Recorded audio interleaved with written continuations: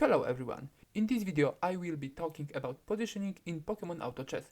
This is one of the most crucial aspects of the game that can decide your victory. Let's start with the basic. The battlefield consists of 8 columns and 3 rows, where you can position your Pokémon. The fundamental rule of positioning is that a Pokémon's attack range determines its placement. Range 1 should be in the front, range 2 belongs in the middle, range 3 stays in the backline. Sounds simple, right?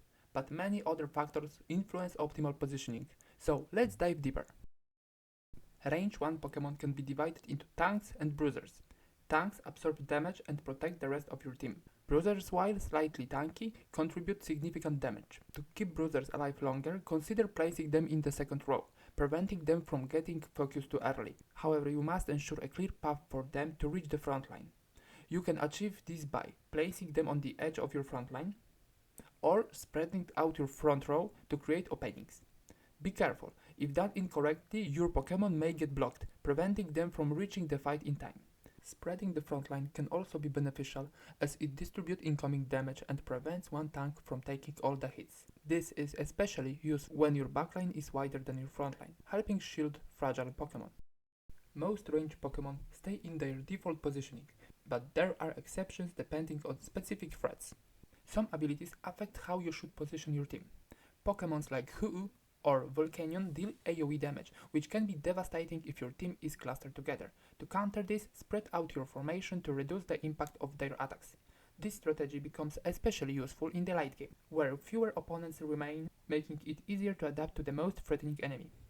On the other hand, if we want to maximize our own AoE damage, we should tighten our formation to encourage the opponents to do the same. Against melee abilities that hits adjacent targets, spreading out your first 2 rows helps minimize splash damage, ensuring that fewer Pokémon are hit at once. However, the third row can remain compact, as these abilities typically do not reach that far. Another ability that requires careful positioning is straight line attacks. Pokémon with this type of ability should be placed to maximize the number of potential targets. Positioning them on the edge of the board prevents attacks from being wasted outside the battlefield. If the opponent is positioned directly in front, the attack will hit at least 3 squares. However, if the opponent is placed diagonally, there's a chance to hit multiple targets, making the attack even more effective. Another type of straight line attacker includes divers like Diglett or Ponyta. These Pokémon not only deal damage in a straight line, but also relocate to the position where their attack ends.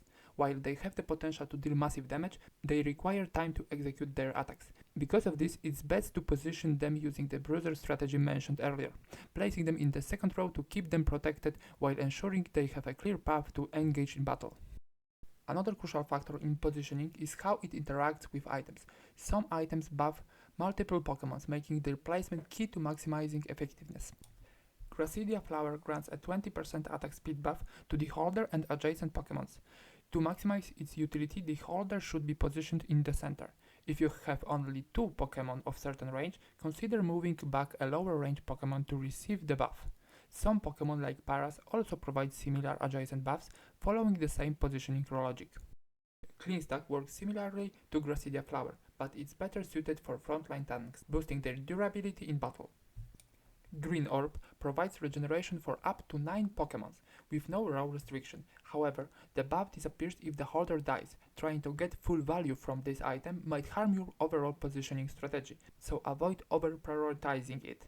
Instead, focus on your most important Pokémon, particularly in Ground Synergy, where this item shines.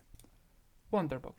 Unlike the others, this item doesn't guarantee buffs for multiple Pokémon, but has a chance to provide one of the items mentioned earlier. To increase effectiveness, place the carrier centrally rather than on the edge, to ensure it reaches the most important units. Next really crucial factor are synergies. Some of them require specific positioning strategies. Let's dive into that.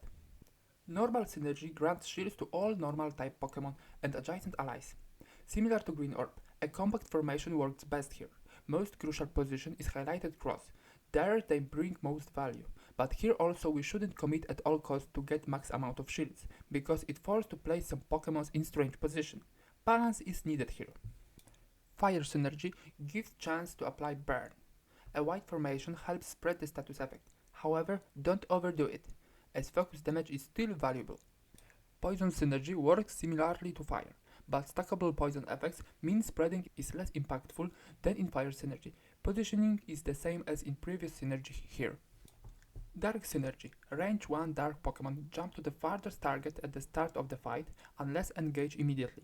To ensure this mechanic triggers, they should be placed in the backline before the battle starts, but we should also still have frontline to guard our backline.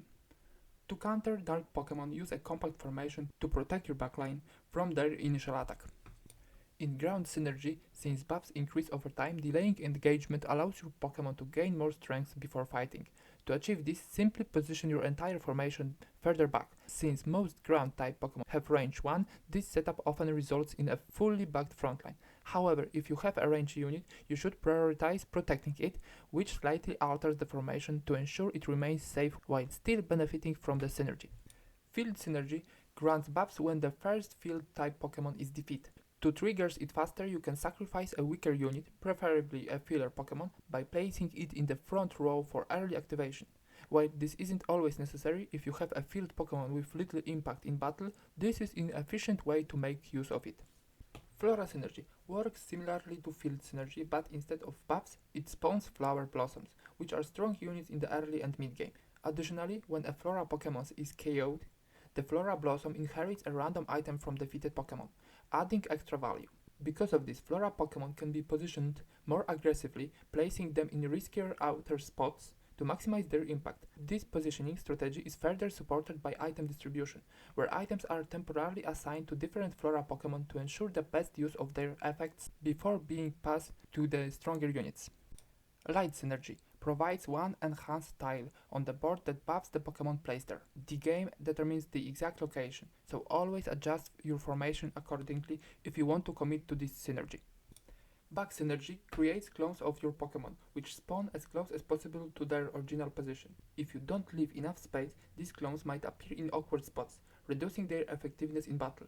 This is especially important for range 1 Pokémon, as they can lose valuable time reaching the fight if they spawn blocked in the backline.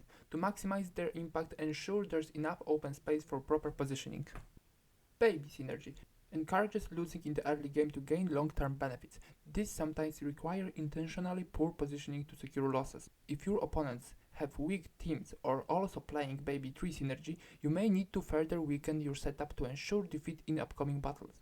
The easiest way to do this is by placing range 2 and 3 Pokémons in the front line while moving range 1 units to the backline. Once you collect your eggs, you should return to an optimal formation for proper positioning. The last advice I want to share is for late game. When fewer players remain, adapting to your opponent's positioning is a key. A simple trick to shake up the fight is to move your entire team to the other side of the board. This can disrupt enemy targeting and create a fresh advantage. Believe me, it works! Positioning in Pokémon Auto Chess is more than just following a basic rule. It's a dynamic part of the game that requires constant adjustment based on team composition, items, synergy, and enemy threats. Mastering this will significantly improve your win rate. If you found this helpful, like, comment and subscribe for more in-depth Pokémon Auto Chess guides. Thanks for watching.